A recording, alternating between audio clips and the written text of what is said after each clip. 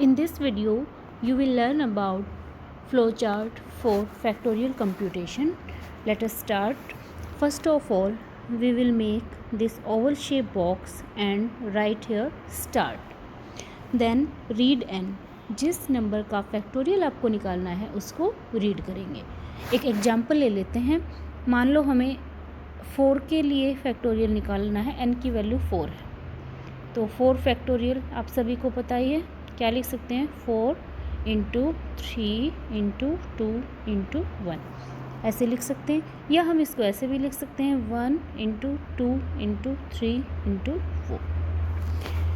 तो हमें ये कैलकुलेशन करनी है. सबसे पहले इसमें 2 वेरिएबल्स लिए हैं, एक फैक्ट वेरिएबल और एक काउंट वेरिएबल.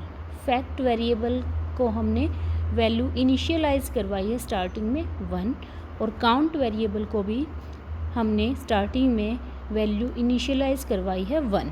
दोनों की वैल्यू स्टार्टिंग में 1 ली है. Next step is fact is equal to fact into count. Fact जो वेरिएबल हमने डिफाइन किया है उसकी वैल्यू फैक्ट इनटू काउंट है.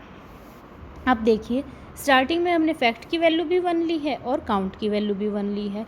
तो इस वाले बॉक्स में जब स्टार्टिंग में कैलकुलेशन जब स्टार्ट होगी तो फैक्ट की क्या वैल्यू होगी? Fact will be equal to, fact की वैल्यू स्टार्टिंग में 1 है और काउंट की वैल्यू भी क्या है? 1. मीन्स फैक्ट की वैल्यू स्टार्टिंग में 1 ही है इस बॉक्स तक फर्स्ट स्टेप में. उसके बाद नेक्स्ट स्टेप देखिए, count is equal to count plus 1. जितनी यहाँ तक काउंट की वैल्यू थी उसमें 1 और ऐड कर देंगे. Now count will be equal to 2. अब यहाँ पर बेटे काउंट क्या हो जाएगी आपकी? 2. काउंट पहले देखो आपकी 1 थी स्टार्टिंग में, अब उसमें 1 और ऐड करना है तो 1 plus 1 it will be equal to 2.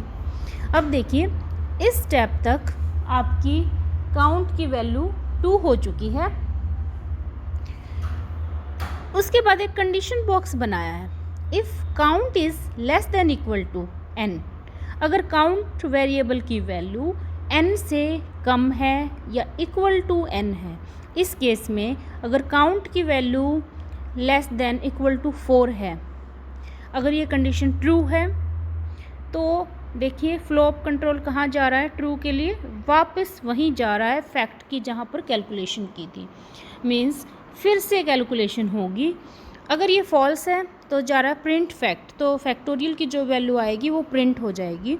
अब देखिए, यहाँ तक हमारी काउंट की वैल्यू 2 हो चुकी है. काउंट पहले 1 डिफाइन किया था, अब उसमें काउंट प्लस 1, 1 प्लस 1 2 हो चुकी है काउंट की वैल्यू. तो अब देखिए 2 इज़ लेस देन 4. इस कंडीशन में अगर आप चेक करें तो ये कंडीशन आपकी ट्रू है. अभी फ़िलहाल 2 लेस देन 4 ही है, तो ट्रू है, तो फिर से ये कैलकुलेशन होगी. अब देखिए फैक्ट की वैल्यू अब क्या हो जाएगी?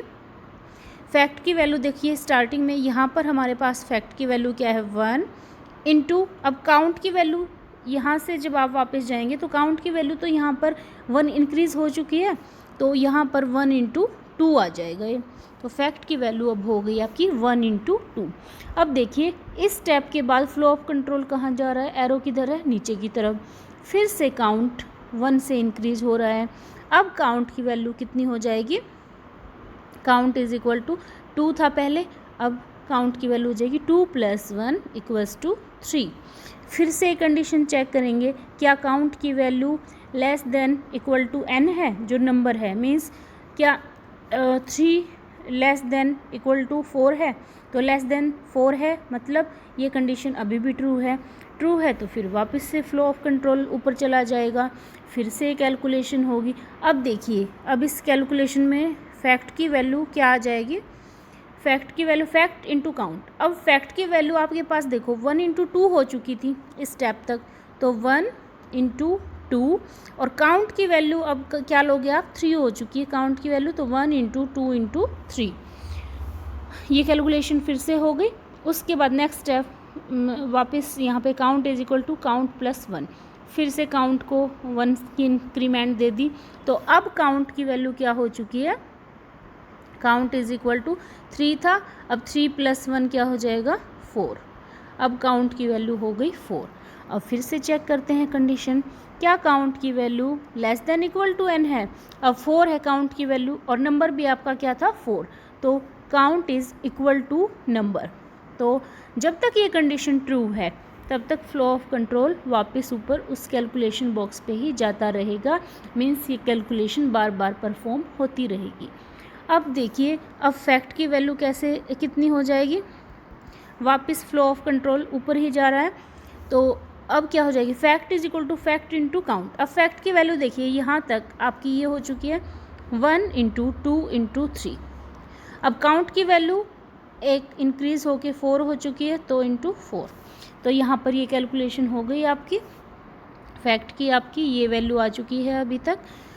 अब काउंट में एक इंक्रीमेंट फिर से देते हैं, तो 4 तो हो ही चुकी थी पहले, और 4 + 1 5।